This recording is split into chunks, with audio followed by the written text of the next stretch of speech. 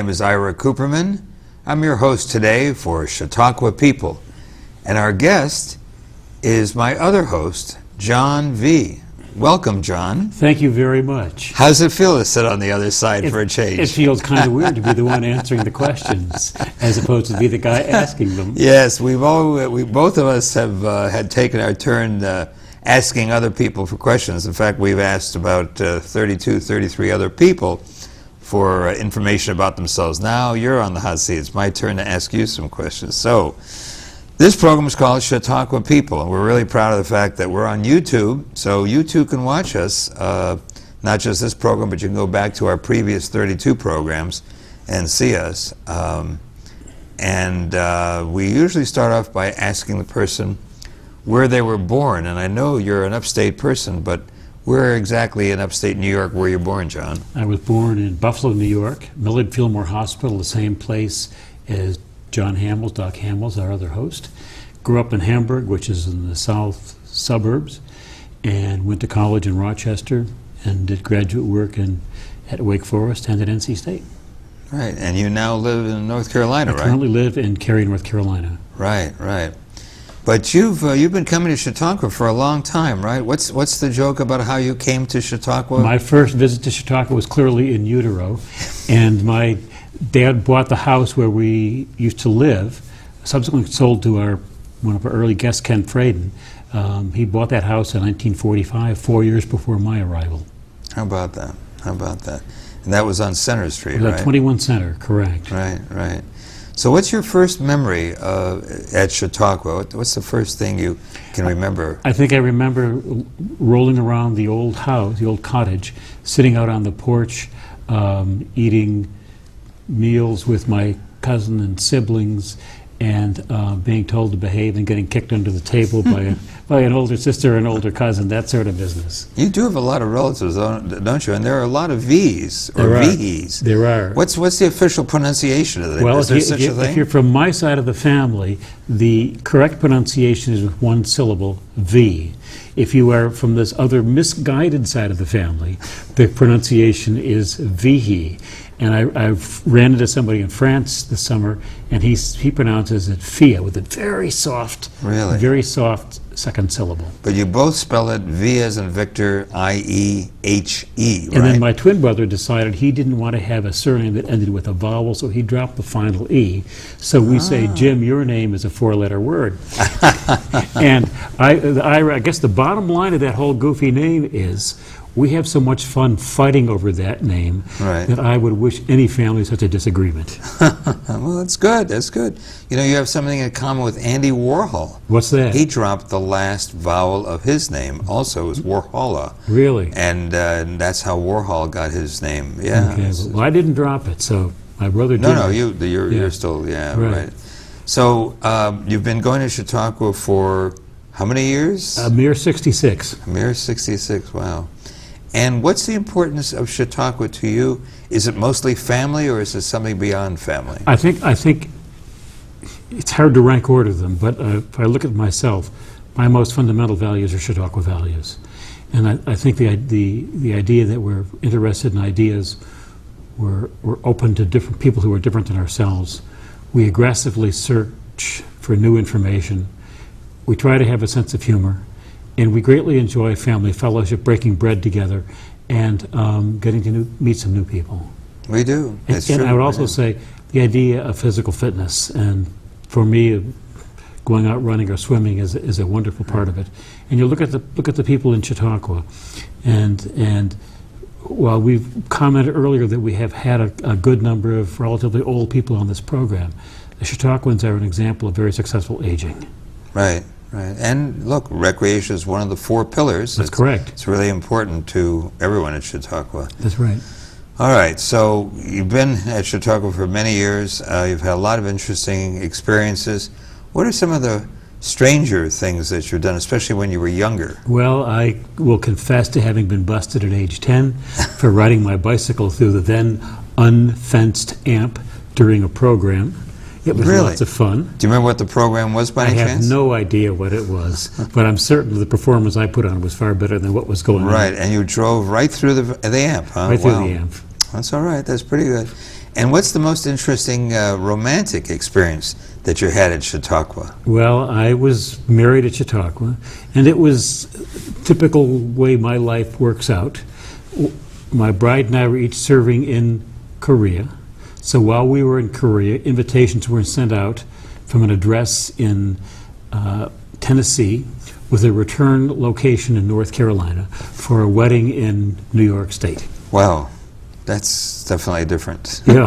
That's definitely different. So, but you ended up getting married where, in the Hall of Philosophy? No, we were married in the Episcopal Chapel. In the Episcopal Chapel. It's a beautiful place. Yeah, And had come back from Korea in just 2 or 3 weeks and got a house under contract in North Carolina and came up here and exchanged our vows. That's pretty good.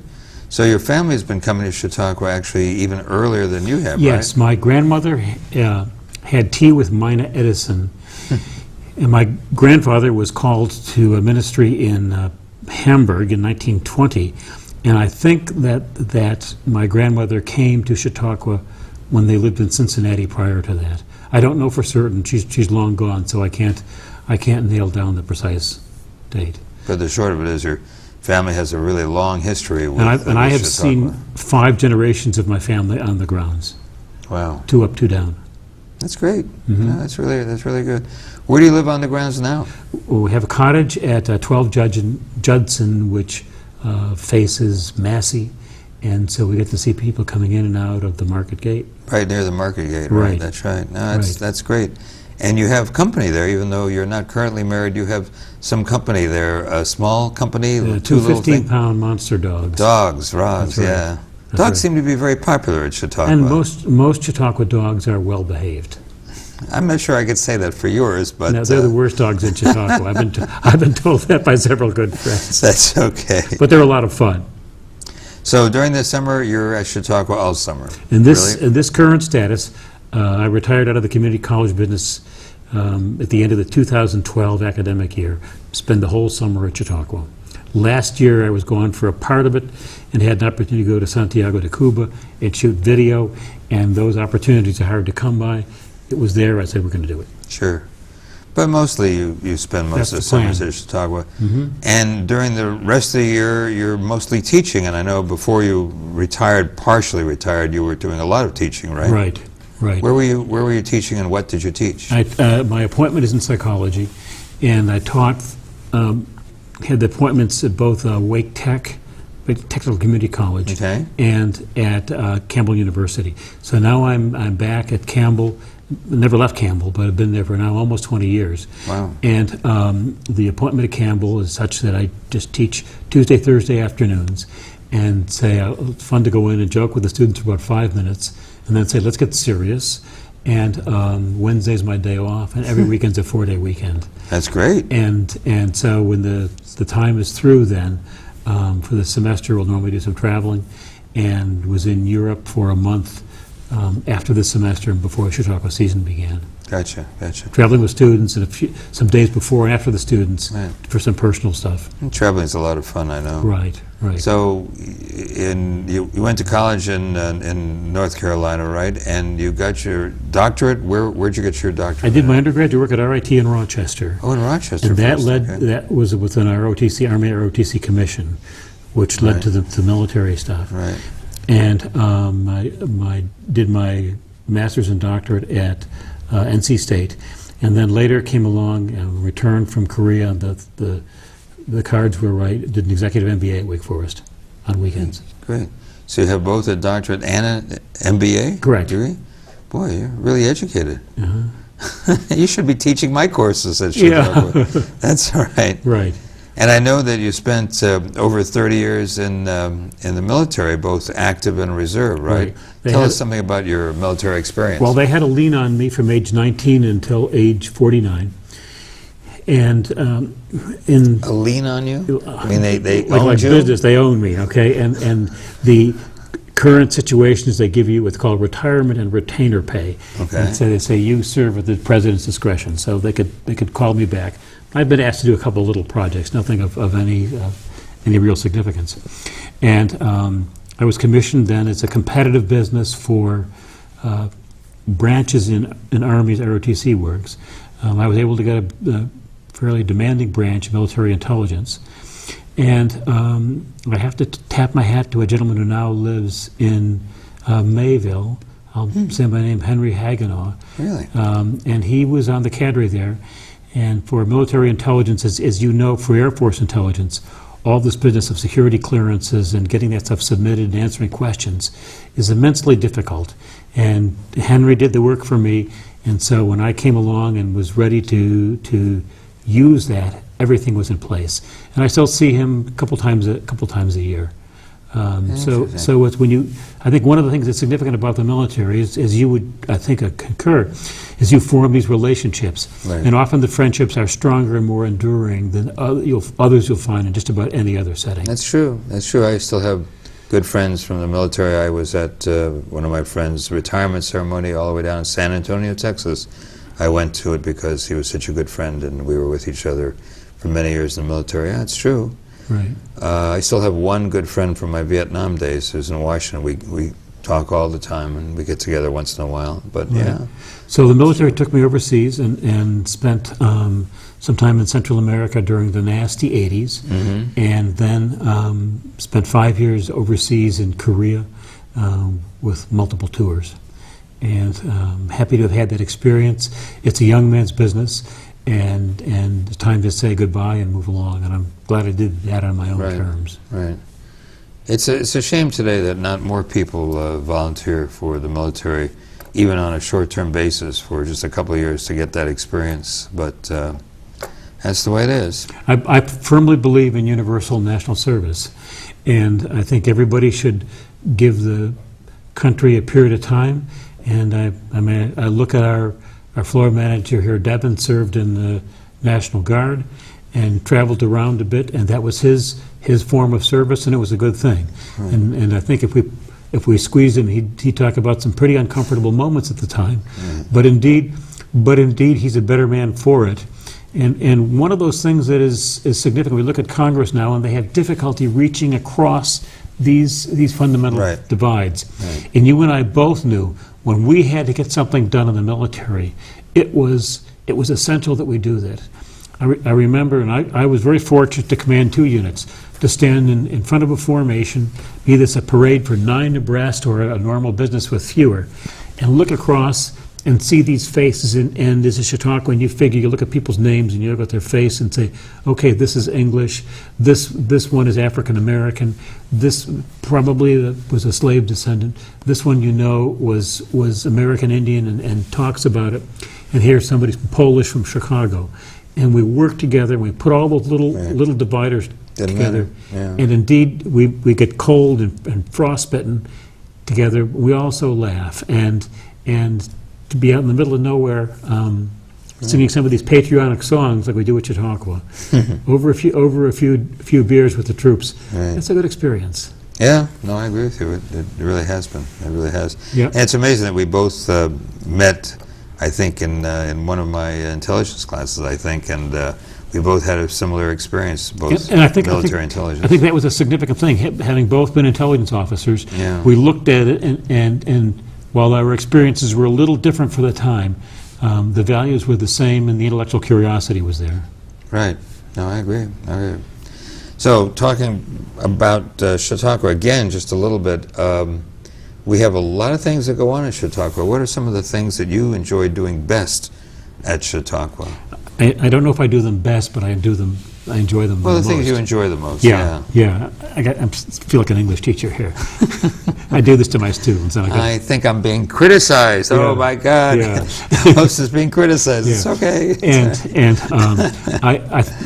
for me, the most meaningful part of the Chautauqua experience is the 10:45 lecture, followed by the music in the evening. And I don't make a lot of good use of the afternoon lectures, but those 2 ones are the highest for me. Yeah, the 2 o'clock lecture at the Hall of Philosophy is also well attended. A lot of people like that very much. Indeed. Tends to be more on the religious side. There's usually more something about religion in that. But the 10:45 lectures are amazing. Year after year, we get the most amazing people come and share stories. And like this morning, it was wonderful. It really is. So I look at those lectures at 10:45, and I think going to the 1045 lectures regularly is like getting the best of a university education. You're there for 4 years, and good universities have a good series of speakers come in, and every day there's somebody there. And as Tom Becker has said so many times, extend yourself, go to things you may not like, and even if you disagree politically and you know it ahead of time with the person who's going to speak, if you get toasted, go back and sit on a porch and share that with somebody else. Yeah, and you can actually talk to the people who are the speakers. You can meet the people backstage of the AMP or at the Hall of Philosophy. You can meet the people that you may disagree with, but you can do it in a nice way. Yeah. One of the things my siblings and I did is we passed the hat and we endowed a lectureship at Chautauqua. And I was overseas, was disengaged, but my brother Richard put this together. And as a result of that, we typically have dinner with the speaker, lunch with the speaker. And so we've had some wonderful people. I will invite them to my 4th of July picnic. Right. Don't always come, but to sit there and be feeding hot dogs to Jim Lear and his grandsons. Yes. And talk about the world's problems. Those are our experiences never to be forgotten. Only at Chautauqua. That's great. Yeah. What are some of the other experiences that you've had at Chautauqua that you look back on and say, wow, they were really transformational, or something that really made a difference to me? Other experiences you may have had either with family or by yourself? Or I think I've been introduced to some music genres that I may not have otherwise. And so, for example, I remember one summer coming home thinking, I arrived at Chautauqua not knowing a thing about Alan Hovhaness. Oh, okay. And some would say, well, he was American and he wasn't as great as some of the others. And he may not be the top tier, but as a second tier, he wrote some wonderful pieces. Sure. And to listen to that collection of music, Yep. to know a little bit about his background was significant. I know somebody who plays the cello, and she had an opportunity to be in an orchestra. He was conducting some of his new music. She said she was on strike and she didn't go. And I realized, talking with her, I'm playing psychologist, that there was an element of sadness, and what she really wanted to say is, I really messed up when I didn't take advantage of that. Yeah, we shouldn't miss these opportunities. They don't come along very often. But we do have some great people I should talk about. I mean, Jared Jacobson, our organist, my God, people just come just to hear him play the organ. It's fantastic. That's right. And I'm a regular churchgoer, and on Sunday I'm going to be sitting there as the service concludes to hear Jared, and I will be upset if people want to go talk to me or they make a lot of noise in the way. Just want to concentrate on the music. And that's the time when not necessarily polite, so that maybe they'll read my face and get an idea. Give me a moment or two. And I know you've been talking about doing other programs of this series, Should Talk with People. Correct. And you're talking to people that you normally might not talk to, like Don Kimes, the artist. I need to go back with him. I've talked with him a couple times briefly, but it's not been when he's been undistracted. And I think it's appropriate we do and talk with him. And some of our folks, our presentations really benefit from some video, so I'm the one who shot it, and Don Kimes and Jared Jacobson are the key ones. We'll shoot some video for today, for this season. Yeah, that's been wonderful. You've shot some really great video of people who are no longer with us, people like Ken Fraden and Warren Hickman, and their families, I know, have really appreciated the videos that you shot, that now they can see them even though their relatives are gone. It's really wonderful. Right. And for someone like Warren, I'm going to go back to Ken, it punctuates the point that when he died, his family said, we don't want to write a long, wordy obit. Right. What we'd like people to do is to look at the Chautauqua People interview, which you did, Good. And to remember him that way. And he told, I guess Ken Fraden, I did the interview, but it was the interview we did, and it was a significant one with those things that were brought up. Yeah, it's really wonderful to have this technology today, and we're lucky here in Mayville being able to use the studio and be able to do these programs. And we've got the best of crew. We couldn't ask for a better team to to support us, and when we come along with some crazy scheduling requirement, it's a rare day when they say we can't stretch and change and indulge us a bit. Right. How do you think your experiences, whether it's with this program, Chautauqua People, or just your experiences at Chautauqua in general, how have they changed you? How have they impacted your life? Chautauqua has made me a much more open person, and I think we have to use that word education in the broadest sense of the word. And an example would be some years ago we had somebody from Iran, when our relations were the worst with Iran, who stood there and gave a 45-minute lecture from an Iranian position of various issues. And there was utter silence after the person was through. Right. And it was a matter that we hadn't thought about these things. And so we are stretched and broadened, and when you're stretched, you never come back to being the same. It's true. You're changed and you're an improved person. Yeah, hopefully improved. Yeah, hopefully. Yeah. And I'm going to do injustice to the Mark Twain quote, that travel is unkind to prejudice, and Chautauqua was unkind to prejudice too. Yeah, well, I think we hear a lot of interesting things at Chautauqua, but it's the personal experiences, the meeting people face to face.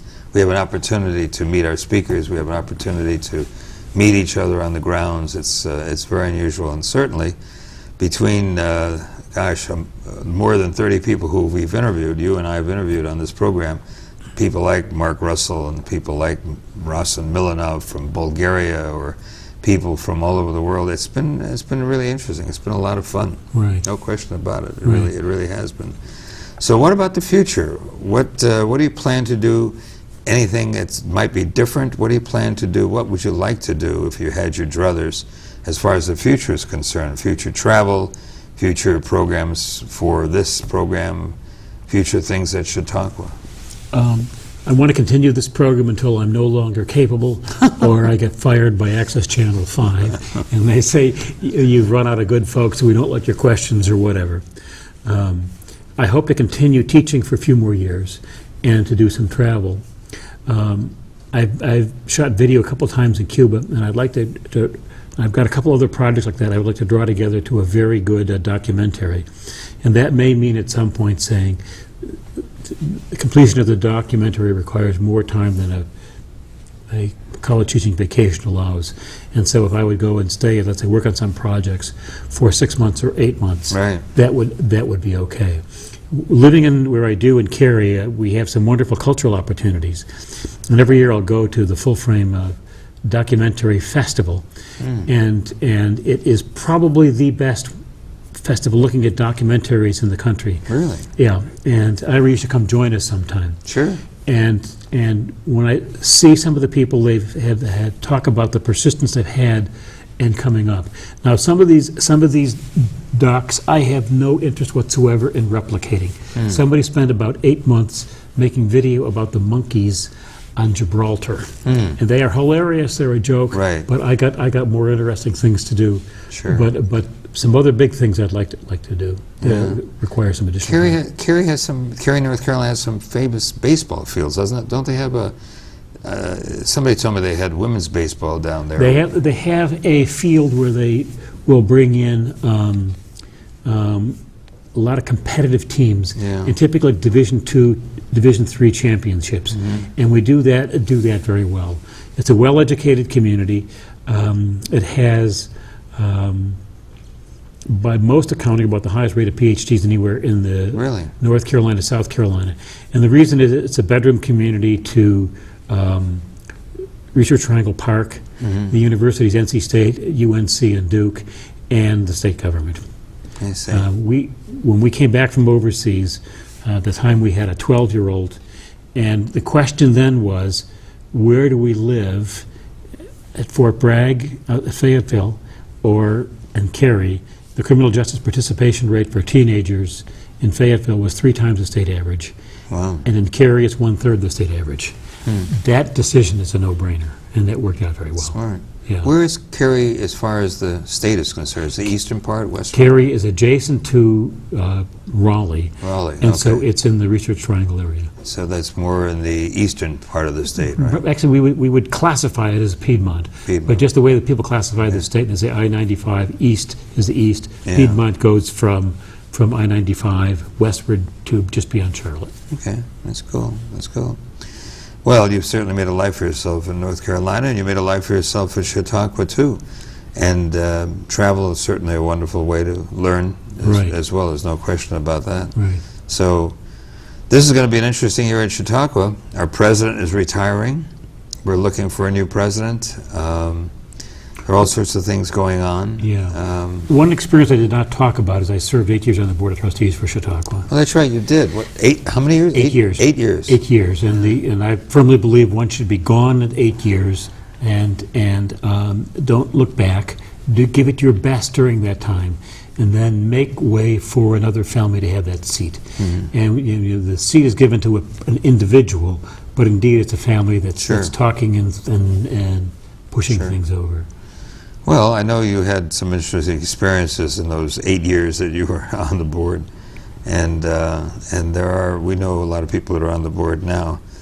But hopefully, Chautauqua will continue. Hopefully, hopefully this program will continue. And I just want to thank you very much for coming and let you know what a pleasure it's been for me to work with you these last 3 years that we've done this program. Hopefully we'll continue to do this program in the near future, and hopefully get people to continue watching us on YouTube or watching the program live. I guess we're not really live. I guess we're always on tape, aren't Right. we? Yeah. We're delayed. But it's a good program, and certainly we've had a lot of fun doing it. So. Yeah, and I appreciate you as a partner for these interviews, and I think it's interesting the way we've sort of sorted out who does what best, and clearly there's no better person to do Rawson than you, and that was a coup getting him in here with a busy schedule. That was fun. Hopefully we'll get some more of our staff and some more of the more interesting people from Chautauqua to come on. So I just want to say thank you again. Let you know what a pleasure it's been. We'll look forward to going out to dinner afterwards. As we do for most guests, right. As we do in most guests, we want people to know we actually have fun. We like doing what we're doing, and we hope we'll continue watching. So thanks very much for watching, Chautauqua people. Check us out on YouTube. Until next time, I hope you have a pleasant Chautauqua day, and thank you very much for watching John V. and myself, Ira Cooperman. Bye now.